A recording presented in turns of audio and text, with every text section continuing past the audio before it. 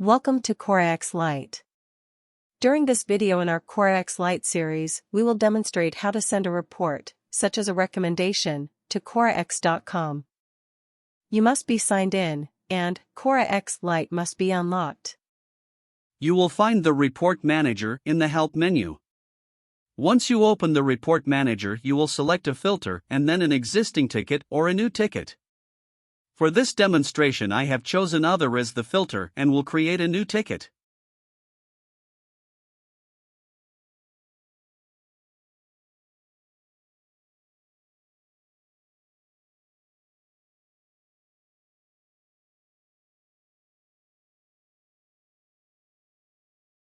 Once you send the report and it is received by the server, the ticket number will appear.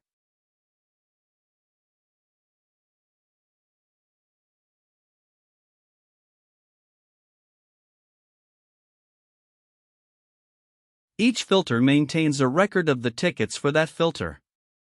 If there are additional communications, you may move forward and back to view the communications associated with this ticket number, or you may add a new communication.